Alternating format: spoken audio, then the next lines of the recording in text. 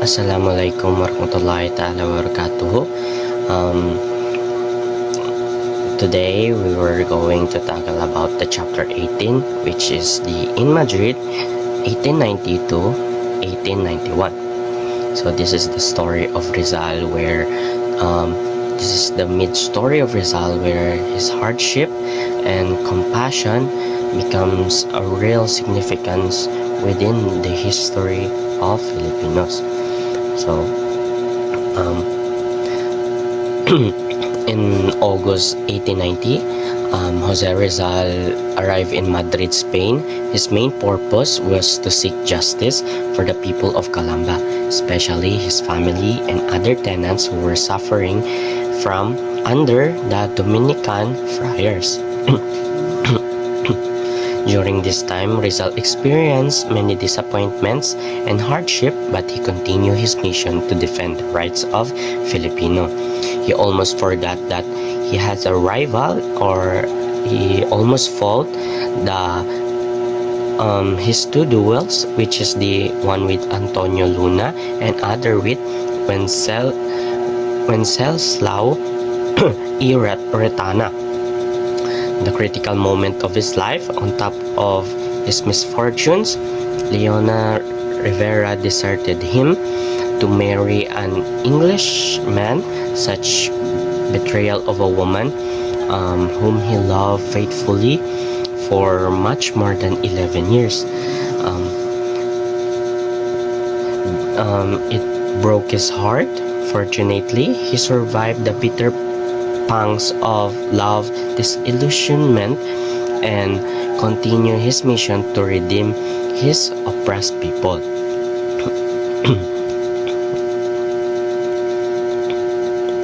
So, let's move on. The Calamba problem. The land in Calamba was owned by Dominican friars. Many Filipino tenants complained about unfair rents and abuses. Rizal tried to defend the tenants by seeking legal help in Spain. He also asked support from Filipino reformists and liberal Spanish newspaper. However, despite his efforts, the Spanish government did not give justice to the Calamba tenants. So, upon arrival in Madrid, Rizal immediately sought the help of the Filipino colony, the Asuncion Hispano-Filipinas, and the liberal Spanish newspaper, which is the La Justicia, El Globo, La Republican, El Resumen, and etc., securing justice for the oppressed Calamba tenants, including his family, together with M.H. Del Pilar, who played and acted as his lawyer, together with Dominador Gomez, which is the secretary of the Asuncion Hispano-Filipina. He also called on the Minister of Colonies, Senior Fabi, in order to protest the injustice committed by Governor General Valerio Weyler and the Dominicans against the Calamba Fox.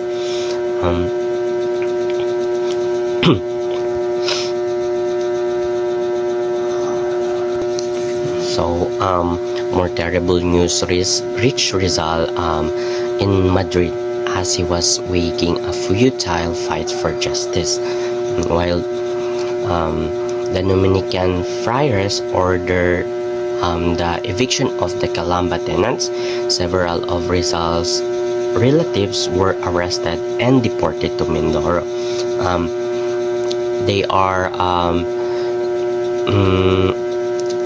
his sister Saturna, the deportation of Pasiano, Antonio Lopez, Silvestre, si Tiong, and Dandoy, which is the Doctor's Rizal relative. Unfortunately, they are deported to Mindoro.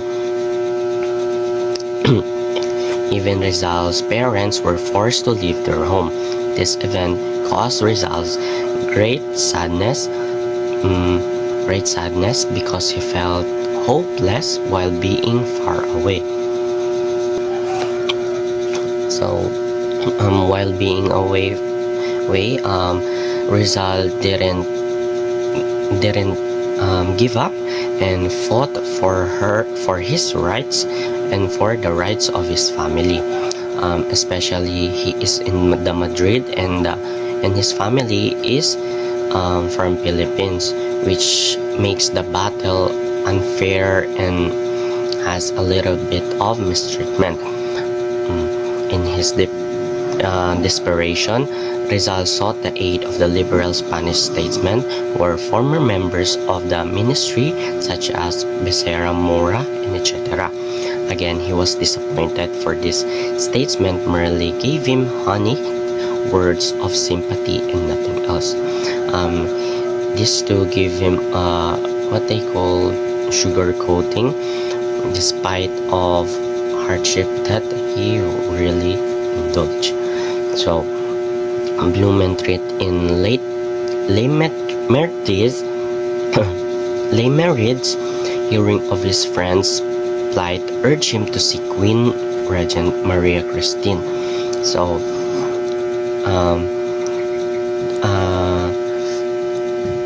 because of hardship and hard work of Rizal, he really pushed the determination to fight for his right. So he desperately called for the queen, which is the Regent Maria Cristina, then ruler of Spain during the minority of Alfonso VIII. But how could he see Her Majesty? He had neither powerful friends to bring him to the Queen's presence nor gold to grace the palms of influential courtiers. Because in the past, you cannot meet the Queen without any connection to the powerful and elitist. So let's move on to the death of Jose Maria Panganiban. Another tragic event happened when Rizal learned about the death of his close friend Jose Maria Panganiban. Panganiban was a member of the propaganda movement and a talented writer. He died in Barcelona in 1890 after a long illness. Rizal was deeply saddened and wrote a eulogy praising his patriotism and love for the Philippines. He wrote a poem. So let's take a look. Panganiban, that excellent companion of labor and difficulty, that amiable friend and countryman beloved, has just described to the tomb at the early age of 27 years. We just caught his last whisper, saw him expire to our arms as it were, and it seems as we are listening to his praises, saturated with energetic patriotism, inspired by the purest love of his native land. His was a desperation to die far, very far from the native soil, separated from his family, from his deepest affections, in the flower of his youth, in his rudest illusions and hopes, when a rosy future was in sight.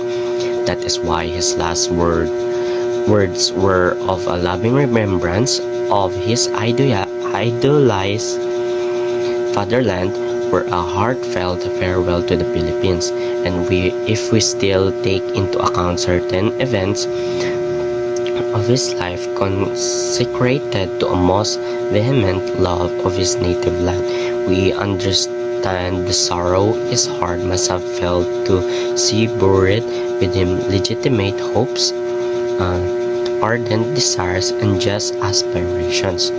August 9, 1890 was a day of mourning to numerous Filipinos in Europe, and what a fatal coincidence, on the same month and day of the year just past we had to deplore the death of another friend and countryman, Feliciano Gonzalez Timbang. A sad fate. Panganiban, endowed with uncommon talent, with privilege, intelligence, and with indefatigable industry, was one of the sacred, legitimate hopes of his unfortunate country. That head has been buried in the dust, that vigorous intelligence has been prematurely end. Filipina, how unfortunate thou art. So right now, we will tackle about the duel with Antonio Luna. Another dramatic event in Madrid was Rizal's conflict with Antonio Luna. During a social gathering, Luna became drunk and made insulting remarks about a woman named Nelly Bostid. Rizal, who believed strongly in defending a woman's honor, became angry and challenged Luna to a duel. At that time, dueling was a common way to defend personal honor. But suddenly, the duel prevented. Fortunately, other Filipinos intervened and stopped the duel. They believed that if Rizal and Luna fought each other, it would harm the Filipino cause in Spain. Later, when Luna became sober, he apologized for his remarks. Rizal accepted his apology and the two remained friends. So our conclusion. In this conclusion, this chapter shows that Rizal faced many personal and political hardships in Madrid. Despite the suffering of his family, the death of his friend, and his frustration with the Spanish government, Rizal continued fighting for justice and reform. This expression strengthened his dedication to the freedom and rights of the Filipino people. Thank you, that's all. Hello and good day everyone. This is a continuation of our report, and today I will discuss an important part of Dr. Jose Rizal's life in Madrid, the time when he challenged Wenceslao Ritania to a duel, experienced heartbreak from Leonor Rivera, faced rivalry with Marcelo H. Del Pilar, and eventually returned to Brussels to finish his second novel. First, let us talk about Rizal challenging Ritania to a duel. Rizal was not a hot-tempered person. Hindi siya palaway at hindi siya naghahanap ng gulo. However, when the honor of his family and fellow Filipinos was insulted, he was ready to defend them even if it means risking his life. A Spanish scholar named Wenceslao Ritania wrote an article in a newspaper called La Época, accusing Rizal's family of not paying rent to the Dominican friars in Calamba. According to Ritania, that was the reason why they were evicted from their lands. This accusation was a serious insult to Rizal's family, and dahil dito hinamon ni Rizal si Ritania sa isang duel. He said that only Ritania's blood or a public apology could clear the name of his relatives. But Ritania knew that Rizal was skilled in pistol and sword fighting. Sinabihan siya ng kanyang mga kaibigan na wala siyang laban kay Rizal. Because of fear and wisdom, Ritania decided to publish a public apology instead of accepting the duel. After that incident, tumigil siya sa pagsulat laban kay Rizal. And later on, he even admired Rizal and wrote the first biography about him entitled Vida y Escritos del Dr. Jose Rizal. This shows that even enemies can change their opinion when they recognize through greatness. Next, let us all talk about the heartbreak of Rizal because of Leonor Rivera. During the autumn of 1890, Rizal was already experiencing many disappointments at Madrid. One night, while attending a play at Teatro Apollo, he lost his gold watch chain with a locket containing Leonor's picture. Para itong bad omen or masamang sinyales. Then in December 1890, he received a letter from Leonor saying that she was going to marry an English man named Henry C. Keeping, chosen by her mother. This news deeply hurt Rizal, and he was shocked. His eyes filled with tears, and his heart was broken. Hindi niya agad nasabi ang nararamdaman niya kahit sa kanyang malapit na kaibigan. After several weeks, he finally told his best friend, Ferdinand Blumentritt, about his pain. Blumentritt comforted him and said that if Leonor was able to live a man like Rizal, then she did not truly understand his worth. He reminded Rizal that he had a great mission to serve the motherland. Sinabi pa niya na ang Pilipinas ay parang isang prinsesang bihag ng dragon na kailangan iligtas ng isang matapang na bayani. This means that Rizal's love for his country was more important than his personal heartbreak. Now let us move on to the rivalry between Rizal and Marcelo H. Del Pilar. toward the end of 1890. Nagkaroon ng hindi magandang rivalry tungkol sa leadership ng mga Pilipino sa Spain. The Filipino community in Madrid was divided into two groups, the Rizalistas and the Pilaristas. Both Rizal and Del Pilar actually wanted unity and were willing to withdraw, but their followers insisted on supporting them. During the election for the leadership of the Asociación Hispano-Filipina on January 1, 1891, no one received the required two-thirds vote. In the second voting, Rizal only got 19 votes, and he said, "I see that I have only 19 friends," and he walked out. Later, some members changed their votes and elected him, but it was already too late, and Rizal decided to leave Madrid because he did not want to be cause of division among Filipinos. So finally, let us talk about his return to Brussels. In February 1891, Rizal left Madrid feeling disappointed and hurt. Hindi na siya bumalik muli sa Madrid. He went to Biarritz and stayed with the Bosted family.